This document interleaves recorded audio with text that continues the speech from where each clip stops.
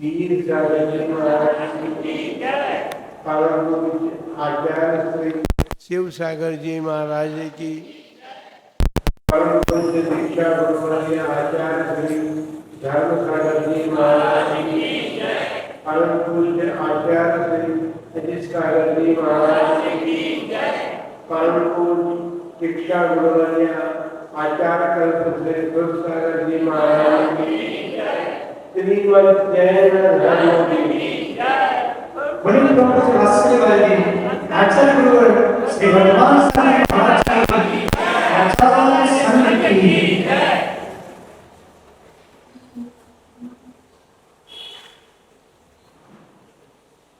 कल का दिन बीत गया।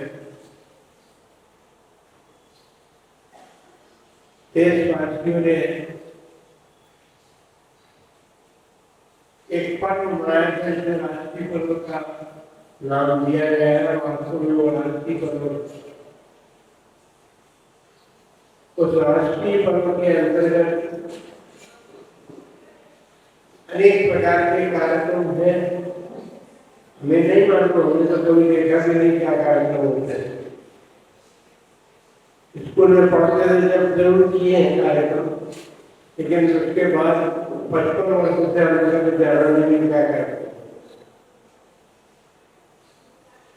पंद्रह वर्षों से लिए कोई भी पर्व, चाहे वो सामाजिक पर्व हो, राष्ट्रीय पर्व हो या धार्मिक पर्व हो, लेकिन प्रत्येक पर्व में समाज में, देश में उत्साह जगता है।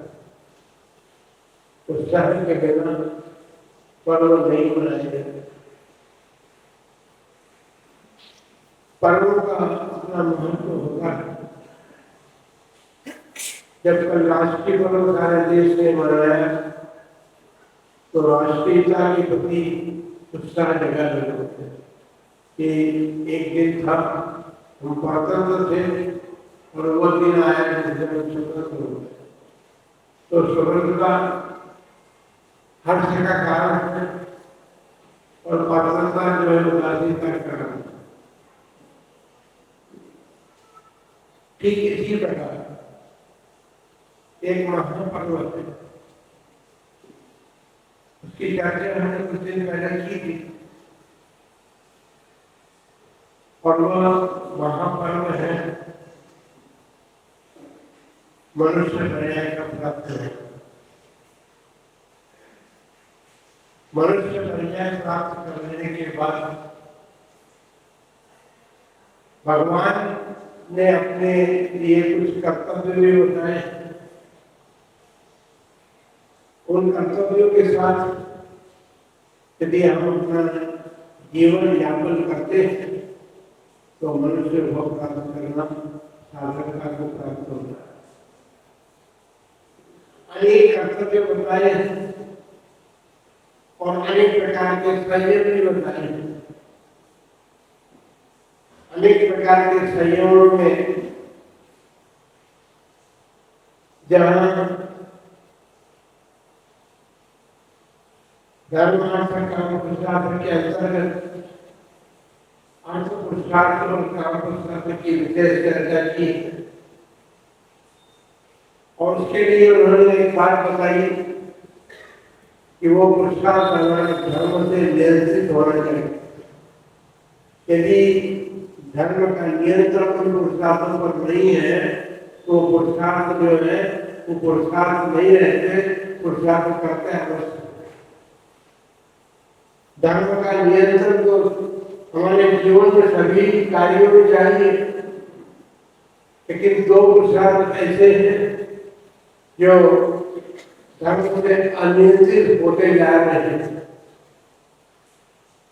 वो अर्थ पुरुषार्थ है और काम पुरुषार्थ। काम पुरुषार्थ जो किया जाता है तो संतति के वर्धन के लिए किया जाता है और लक्ष्य यही रहना चाहिए। विवाह क्यों किया गया? संतति संवर्धन के लिए तो किया है। और यदि संतति संवर्धन के प्रति हमारी इच्छा नहीं हो तो विवाह करना व्यर्थ हो जाता है। परंतु संतति वर्धन की बड़ी आवश्यकता है वर्तमान में, लेकिन अब सचुर बैन लग गए हैं। सरकारी नियमों के कारण कुछ बैन से लग गए हैं और हमको तो ऐसा लगता है कि सबसे बड़ा बैन जो है समाज ने अपने ऊपर मान लिया। ऐसा लगता है कि संतान की आवश्यकता नहीं है, संतति का तो इतना बड़ा महत्व है। परंपरा से जो संतति चलती है, हमारे पूर्वजों ने धर्म धारण किया था और धर्म धारण करते हुए उन्होंने संतान परंपरा को जन्म दिया। और जब उन्होंने जन्म दिया तो उनके संस्कार जो है संतानों में भी है। क्यों है? क्योंकि उनका जीवन स्वयं संस्कारित था। उनके जीवन के संस्कार के बिना संतानों में संस्कार नहीं आ सकता। बाहरी वातावरण भी संस्कार देने में कारण बनता है। अड़ोस पड़ोस का वातावरण भी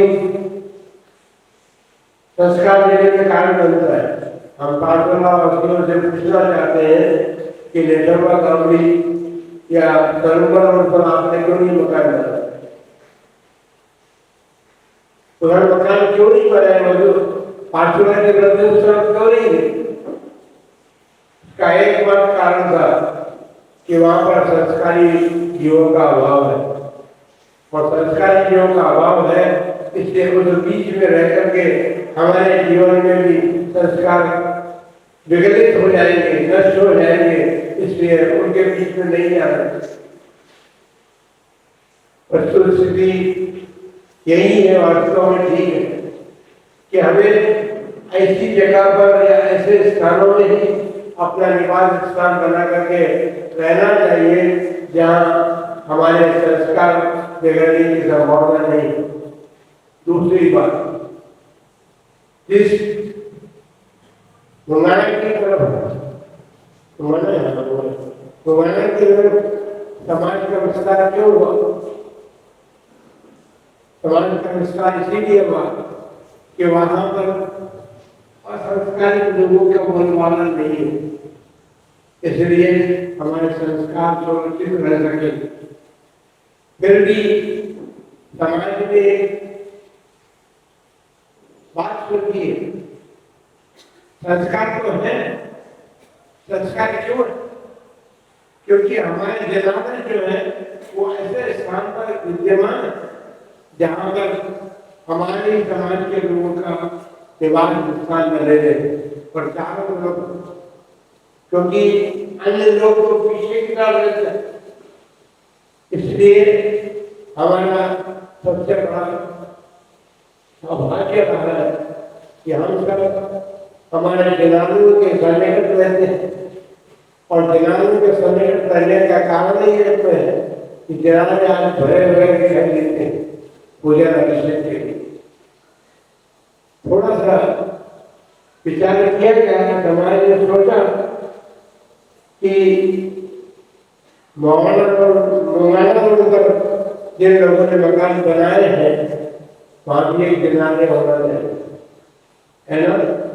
क्योंकि जमीन की समाज की और जमीन की समाज की, लेकिन समाज के कारण लोगों ने यह विचार किया, समाज ने बैठ करके विचार किया कि यदि वहां जनाने बन गया तो समाज का एक टुकड़ा अलग हो जाएगा। क्योंकि सामाजिक संगठन की बहुत बड़ी आवश्यकता और सामाजिक संगठन के पीछे जो सोच है लोगों की वो ठीक। यदि वहां एक ज्यादा निर्मित हो जाता तो उधर की समाज उधर ही रह जाती और इधर की समाज इधर रह जाती।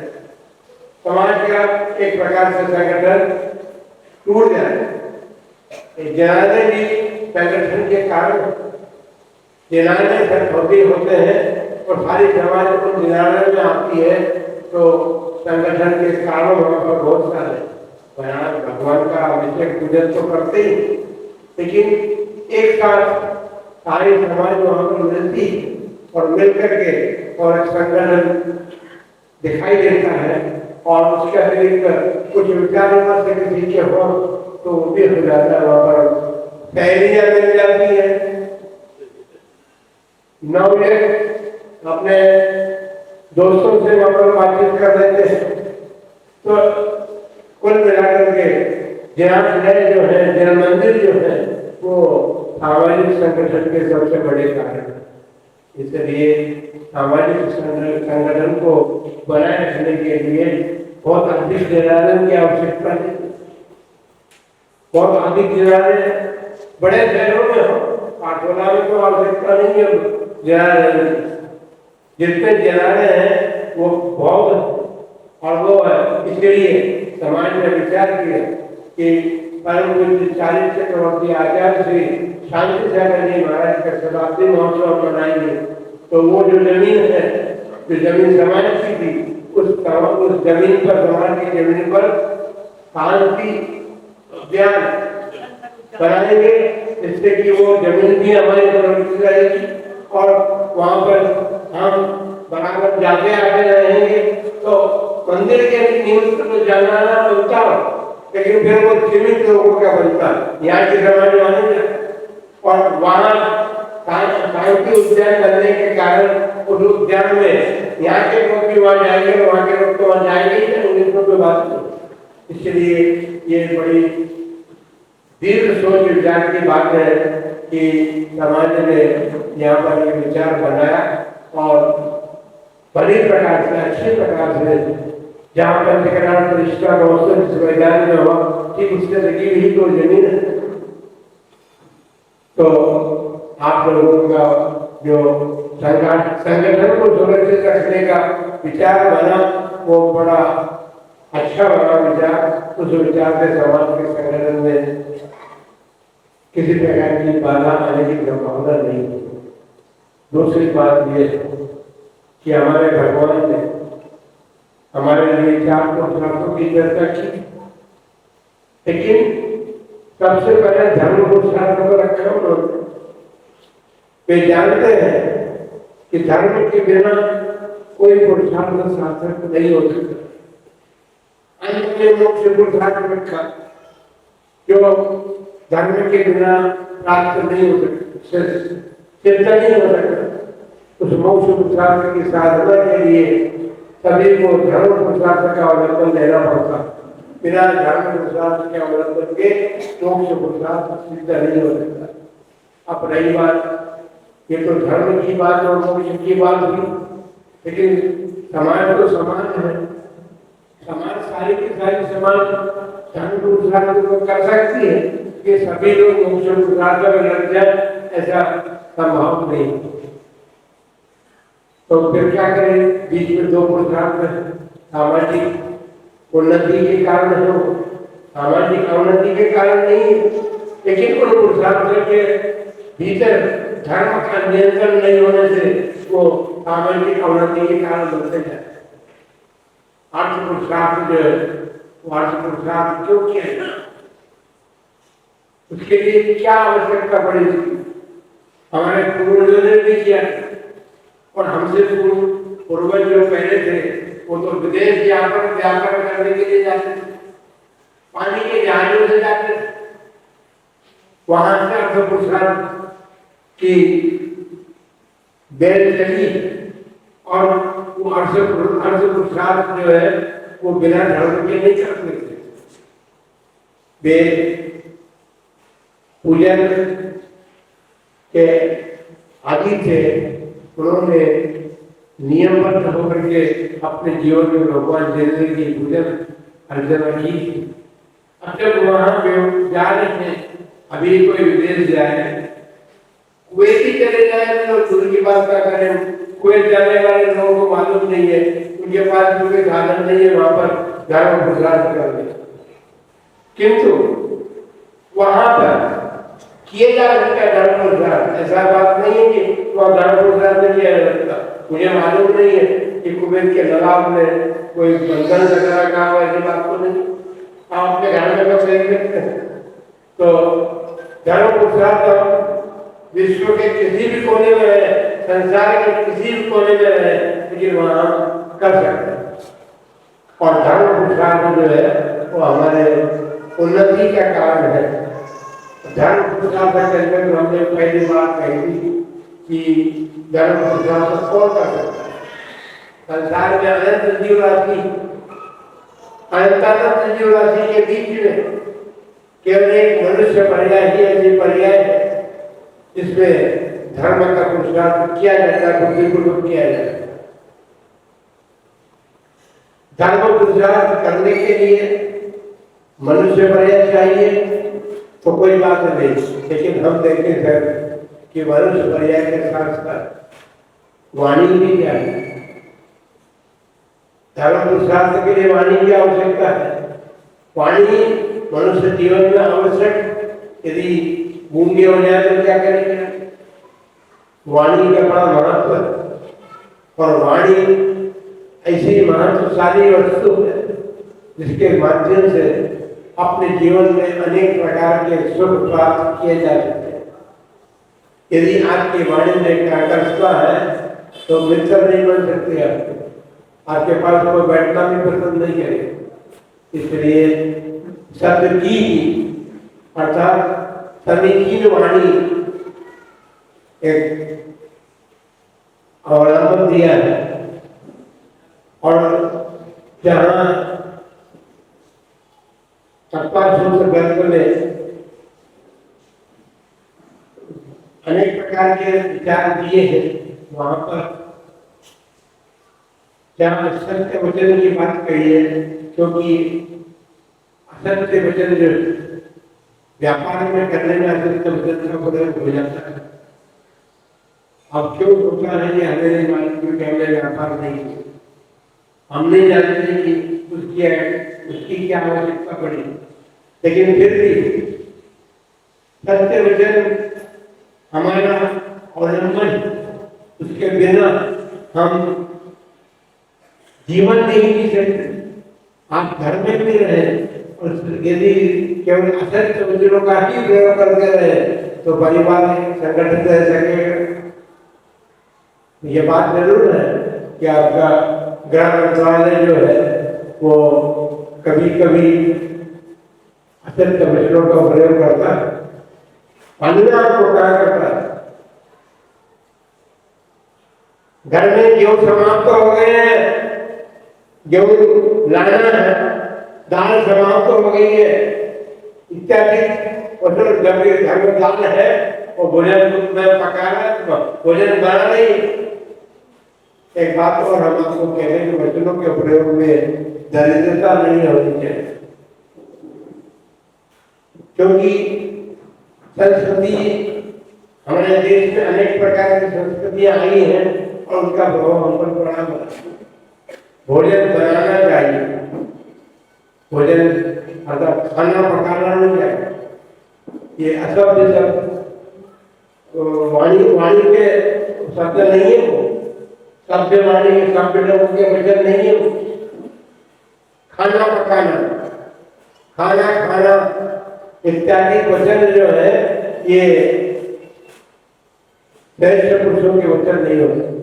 इसलिए आज हमने सब्जी की बात शुरू की है, लेकिन किस प्रकार के वचन होते हैं और क्या क्या बोला जाता है, आप लोगों के जीवन में किस प्रकार के वचनों ने प्रवेश कर लिया है, जिसके कारण आपके जीवन में अनेक प्रकार की विपत्तियां भी आती हैं। तो वचनों की दरिद्रता भी हमारे जीवन में नहीं है। हम सुवचनों का प्रयोग कर रहे हैं सत्य व्रत के लिए, जहाँ उसके सत्य व्रत के एक दो लोग के वश में व्यक्ति जुड़ होता है, दो के वश में जुड़ होता है। और इसलिए वहां पर उन्होंने उमा स्वामी आचार्य ने दिए ने 5 भावनाएं दी सत्य व्रत की।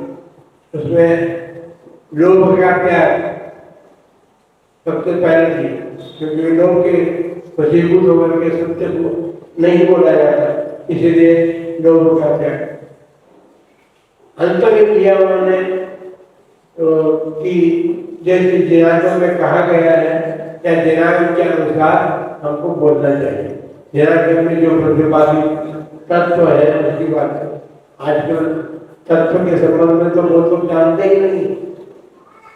तत्व क्या चीज है, क्या वो है, उसको जानना ना हमने आवश्यक ही नहीं समझा, क्योंकि हम तो दो के बीच में लग गए ना, वो बीच में है। पहला आखिरी जो है उन दोनों को छोड़ करके हम बीच के उसमें लग गए, और दो सामाजिक उन्नति के कारण है, सामाजिक संगठन के कारण है, लेकिन वो भी धर्म से नियंत्रित नहीं रहे। वहां भी धर्म का अभाव हो गया है, और धर्म के अभाव में हमारे संस्कार बदलते जा रहे हैं। जो संस्कार हमने अपने पूर्वजों से प्राप्त किए, उन पूर्वजों से प्राप्त संस्कार हमारे बदलने की आवश्यकता नहीं है। हम जिन उपकरणों के पीछे पड़े हैं, उन उपकरणों में जो सामग्री नहीं परोसी जाती, हम देखते नहीं है, हमको मालूम नहीं। टीवी पहले चला था, मोबाइल तो बाद में आया, फिर आपको नहीं मारते तो मोबाइल पे आया। बात तो ठीक है कि टीवी पर जा रहे थे तो उस समय लोग बोला करते थे, कहा भी करते थे, हमने सुना घरों में भी लोग कहते थे कि टीवी घर में आए 24 घंटे वो टीवी चलते थे। अब तो 24 घंटे टीवी अभी गया नहीं है, टीवी चलता है, लेकिन फिर भी मोबाइल उसके बीच में आकर के पड़ गया है। क्या पड़ गया है कि अब आप 24 या 48 घंटे भी भोजन भी न करें, बिना भोजन के भी आप देखते रहे तो कमी नहीं है। तो ये हमारे इलेक्ट्रॉनिक मीडिया ने जो हमारे संस्कारों को बिगाड़ने का एक उपक्रम शुरू किया है, उससे हमारे संस्कार बिगड़ते जा रहे हैं। इसलिए संस्कार हमारे लिए आवश्यक है, और सबसे बड़ी बात है कि धर्म के संस्कार हमारे जीवन में है, क्योंकि बिना धर्म के यदि काम पुरुषार्थ में हम लगेंगे तो फिर हमारे सप्त व्यसनों की तरफ हमारी दृष्टि जाएगी, और हमारे जीवन में सातों व्यसन हो जाए। काम पुरुषार्थ बिगाड़ने वाले दो व्यसन है, परिस्थिति सेवन और वेश्यागमन। ये दो व्यसन ऐसे हैं जिनके कारण फिर पीछे सारे के सारे आए, उन दो व्यसनों के पीछे सब आ जाए। व्यक्ति शराब पीने लगते, आज हम खुली बात कर रहे हैं, शायद देश में मनुष्य जो उसका वो नहीं कार्य नहीं है, उच्च जाति के लोगों का वो कार्य नहीं था, लेकिन आज एक बात है कि आज के गांव के बाहर या शहरों के बाहर जो होटल बन गए, 5 स्टार 3 स्टार बड़े बड़े होटल बन गए। छोटे छोटे गांव में हमको लगा कि यहाँ पर होटल की क्या आवश्यकता, गांव के बाहर होटल क्यों बनी। इसका मतलब ये कि मनुष्य जाति में वो व्यसन लग गए हैं, उन व्यसनों की पूर्ति के लिए उन होटलों में जाना पड़ता, क्योंकि गांव में तो कोई देखे तो क्या कहे, इसलिए अपने उन होटलों में जाकर के हम व्यसनों की पूर्ति करते। तो इसीलिए हमारे जीवन में धर्म होना आवश्यक है, और धर्म के साथ ही हमें उन दो पुरुषार्थ में भी बहुत सारी बातें आ गई हैं कि पुरुषार्थ में धर्म का स्थान कम पा जा रहा है, और उसके कारण हमारा अर्थ पुरुषार्थ भी समीचीन नहीं रहा।